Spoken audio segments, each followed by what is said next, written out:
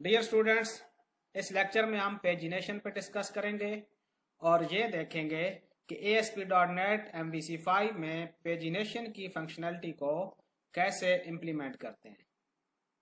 याद रखें, बाज़ औक़ात आपके पास सैकड़ों या हज़ारों रिकॉर्ड्स होते हैं जिनको एक पेज पर शो कराना किसी भी लिहाज से बेहतर नहीं होता, क्योंकि उसमें वर्टिकल स्क्रॉल बन जाता है और एक ख़ास लेवल तक वर्टिकल स्क्रॉल एक्सेप्टेबल होता है, लेकिन जो ही एक ख़ास लिमिट क्रॉस होती है तो वो यूज़र के लिए इरिटेशन का बायस होता है। इसके लिए ज़रूरी है कि हम एक पेज पर मैक्सिमम 5 या 10 रिकॉर्ड शो कराएं या 20 और बाकी रिकॉर्ड्स को अगले पेज पर शो कराएं। ये देखें, हमने एक पेज पर 3 रिकॉर्ड शो कराए हुए हैं और जो ही यूज़र यहाँ पर क्लिक करेगा तो दूसरे पेज में मौजूद रिकॉर्ड्स शो हो जाएंगे। आए इसकी डेवलपमेंट करते हैं ASP.NET MVC में। सबसे पहले हम प्रोजेक्ट पे राइट क्लिक करेंगे और कुछ पैकेजेस इंपोर्ट करेंगे पेजिनेशन के लिए जिन पर डिपेंडेंसी होगी पेजिंग की। यहाँ पर करेंगे राइट क्लिक, यहाँ से हम सिलेक्ट करेंगे पेज्ड लिस्ट और यहाँ पर अगर हम इस वाले पैकेज को इंपोर्ट कर लें, इंस्टॉल कर लें, तो ऑटोमेटिकली ये भी इंस्टॉल हो जाएगा। क्लिक किया, इंस्टॉल को क्लिक किया, ओके, और ये देखें दोनों पैकेजेस इंस्टॉल हो गए सक्सेसफुली। अब हम सबसे पहले कंट्रोलर में कोड लिखेंगे। यहाँ पर हमने पेजिंग के ये दोनों पैकेजेस, दोनों नेम स्पेसेस इंक्लूड करानी है। यूजिंग पेज्ड लिस्ट और using page list dot MVC। यहाँ पर पैरामीटर में हमारे पास पेज नंबर भी आ रहा होगा, integer question mark page. Question mark से मुराद यह है कि पेज का वेरिएबल नलेबल है। यहाँ पर जो ही हमने व्यू को ये लिस्ट रिटर्न करानी है, वहाँ पर हमने पेजिंग अप्लाई कर देनी है। उसके लिए मेथड है built in dot to पेज्ड list और इसमें सबसे पहले हम चेक करेंगे कि अगर ये पेज इसमें मौजूद वैल्यू नल है तो हम डिफ़ॉल्ट इसको असाइन कर देंगे 1, अदरवाइज अगर नल नहीं है तो वही वैल्यू रहेगी। उसके लिए जो ऑपरेटर यूज होता है उसे कहते हैं null coalescing operator. Null coalescing operator.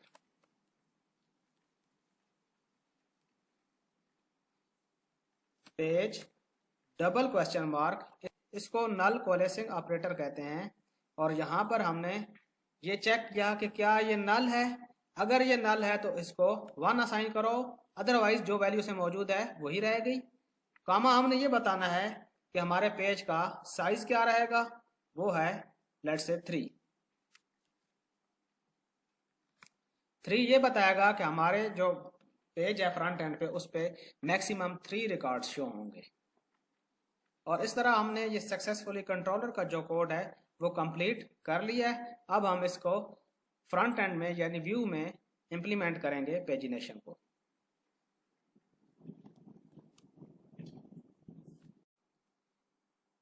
सबसे पहले यहाँ पर हम नेम स्पेसेस इंपोर्ट करेंगे @of using paged list dot MVC @of using paged list और यहाँ पर I enumerable की बजाय हम यूज करेंगे I paged list।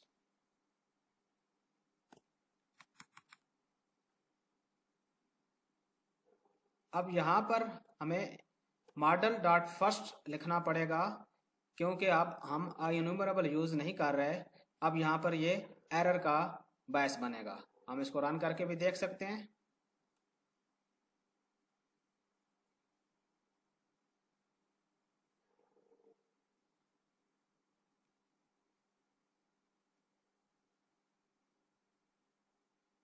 और ये देखें, ये यहाँ पर इशू आ गया है, ये एरर आ गई है।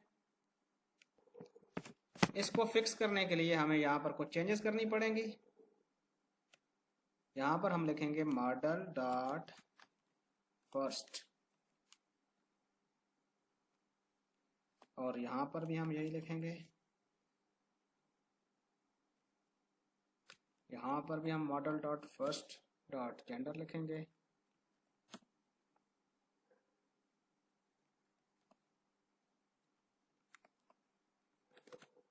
Control S. अब हम पेज को रिफ्रेश करेंगे तो हमारा ये मसला ख़त्म हो जाएगा, ये इशू फिक्स हो जाएगा।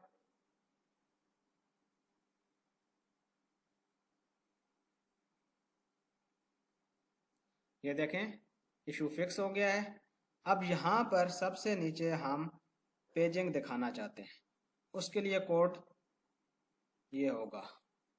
यहाँ पर एंड पर आए,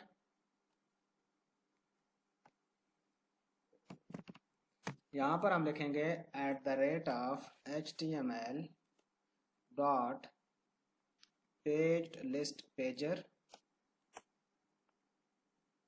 यहाँ पर सबसे पहले हम पास करेंगे मॉडल, और मॉडल हमारे केस में ये है I page list models dot employ, comma यहाँ पर हम लिखेंगे पेज, और यहाँ पर एक फंक्शन कॉल करेंगे URL डॉट एक्शन, और इसमें हम पास करेंगे जो एक्शन हमने कॉल कराना है। पेज पे क्लिक पे हम कॉल कराना चाहते हैं इंडेक्स का मेथड, कॉमा यहाँ पर हम कुछ रूटिंग वैल्यूज भेजना चाहते हैं, रूट्स वैल्यू या राउट्स वैल्यू, और यहाँ पर हम लिखेंगे new page and that's it.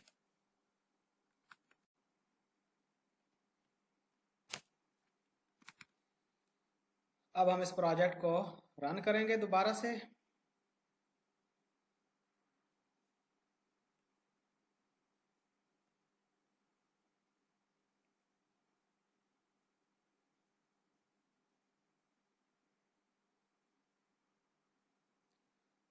और ये देखें, आपके सामने पेजिनेशन डिस्प्ले हो गई है।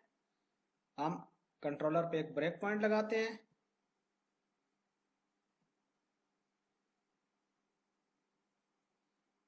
सेकंड पेज को क्लिक करते हैं, और ये आप देखें आपके सामने अब पेज नंबर 2 इस पैरामीटर लिस्ट में आ रहा है, इसकी वैल्यू 2 है। यहाँ पर चूंकि पेज की वैल्यू नल नहीं है तो पेज में 2 ही रहेगा। आप ये बाद में भी चेक कर सकते हैं, अभी भी 2 ही है। कंटिन्यू किया और आपके सामने दूसरे पेज के कंटेंट्स शो हो गए हैं। हम दोबारा 1 को क्लिक करें तो अब पेज नंबर 1 होगा और पेज नंबर 1 के रिकॉर्ड्स शो हो जाएंगे। अब यहाँ पर अगर हम सर्च का फिल्टर अप्लाई करते हैं, लेट्स से यहाँ पर हम सिलेक्ट करते हैं मेल, सर्च करते हैं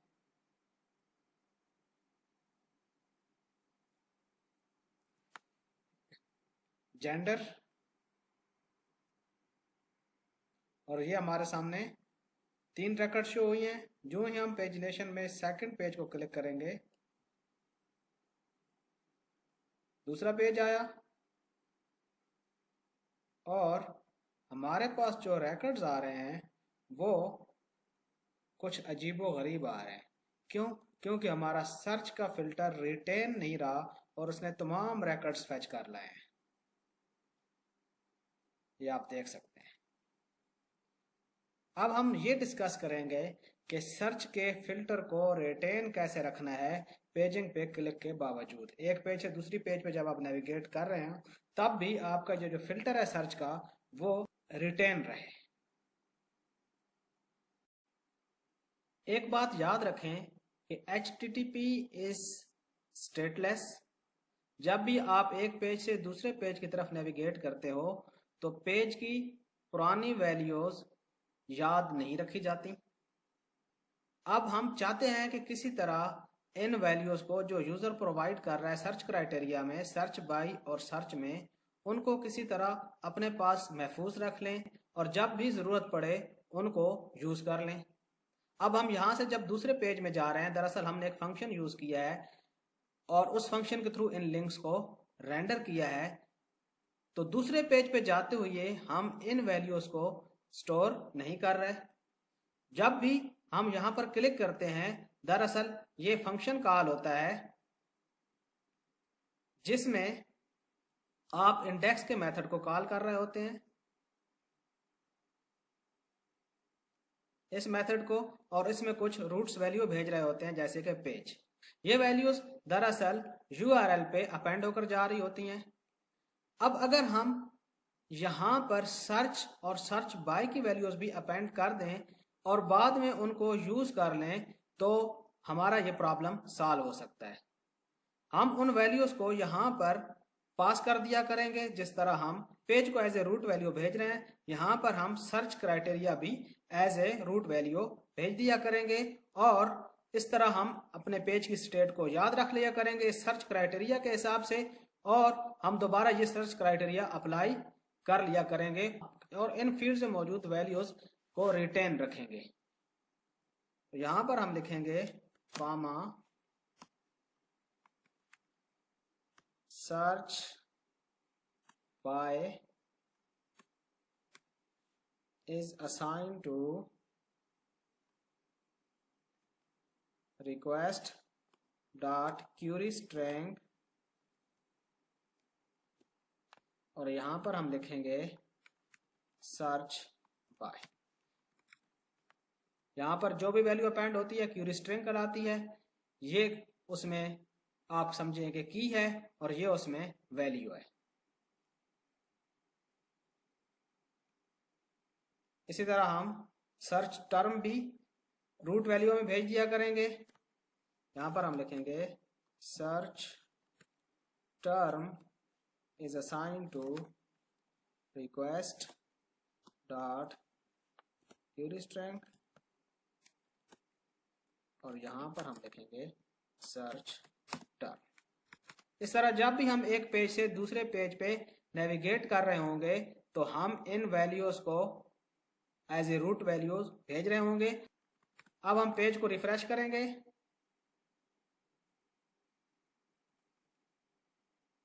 यहाँ पर हम मेल टेक्स्ट फील्ड में प्रोवाइड करते हैं और जेंडर के रेडियो बटन को सिलेक्ट करते हैं, सर्च के बटन को क्लिक किया और ये देखें ये हमारे पास वैल्यूज आ गई हैं और इस क्राइटेरिया पे हमने सर्च कर लिया।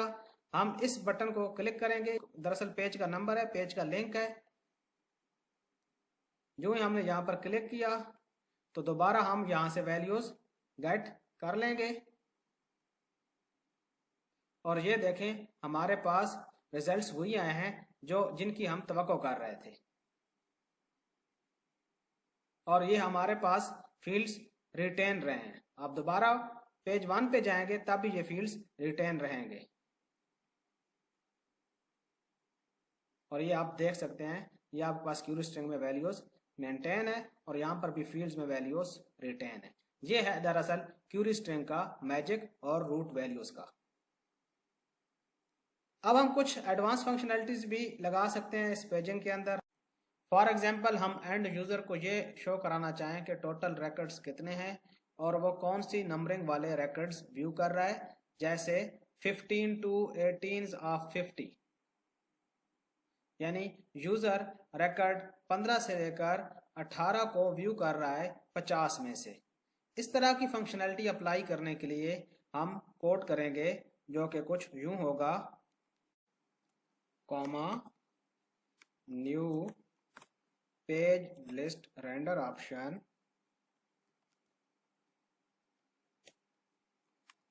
डिस्प्ले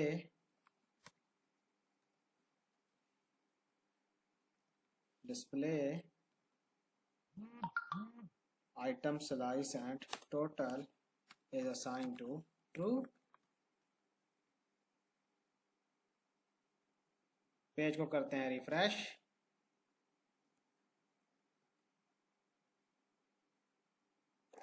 और ये देखें शोइंग आइटम 1 थ्रू 3 ऑफ 4, यानी टोटल रिकॉर्ड्स हैं 4 और आप 1 से 3 तक के रिकॉर्ड्स व्यू कर रहे हैं। ये देखें शोइंग आइटम्स 4 थ्रू 4 ऑफ 4, यानी कि चौथा आइटम आप व्यू कर रहे हैं टोटल 4 रिकॉर्ड्स में।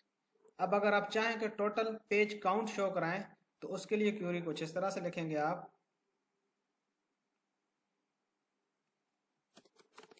डिस्प्ले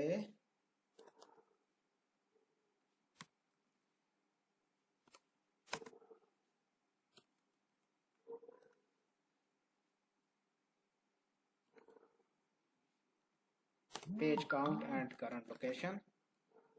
अब अगर हम इस पेज को रिफ्रेश करते हैं तो ये देखें हमारे पास आ गया पेज 2 ऑफ 2, यानी आप 2 पेजेस में से टोटल हमारे पास 2 पेज का काउंट है और आप दूसरे पेज को व्यू कर रहे हैं। अब हम 1 को क्लिक करते हैं तो पेज 1 ऑफ 2 को आप व्यू कर रहे हैं। अब बाज़ औक़ात ऐसे होता है कि आपके पास रिकॉर्ड ज़्यादा नहीं होते। लेट्स सपोज हमारे पास टोटल 3 रिकॉर्ड्स होते, या जैसे हमारे पास अभी 5 रिकॉर्ड्स हैं और हम पेज का साइज़ 5 कर दें तो ये पेजिंग डिस्प्ले कराने का कोई ख़ास फ़ायदा नहीं होगा। फॉर एग्ज़ाम्पल आप यहाँ पर पेज का साइज़ चेंज करते हैं और 5 कर देते हैं, री रन करते हैं प्रोजेक्ट को।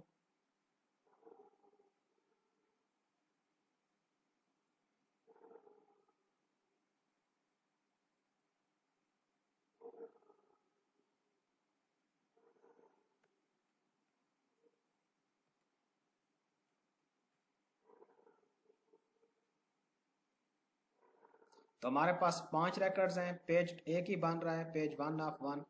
तो पेजिंग की ज़रूरत नहीं है, यहाँ पर हमें इसको रिमूव कर देना चाहिए। इसके लिए हम कोड यूँ लिखेंगे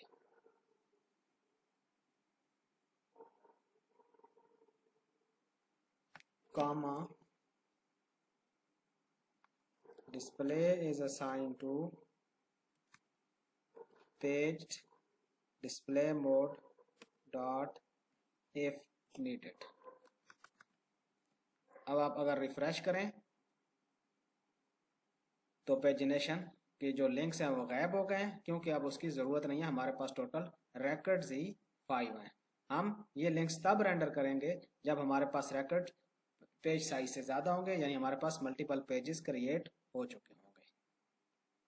इसके साथ ही हमारा ये लेक्चर ख़त्म हुआ। Stay blessed.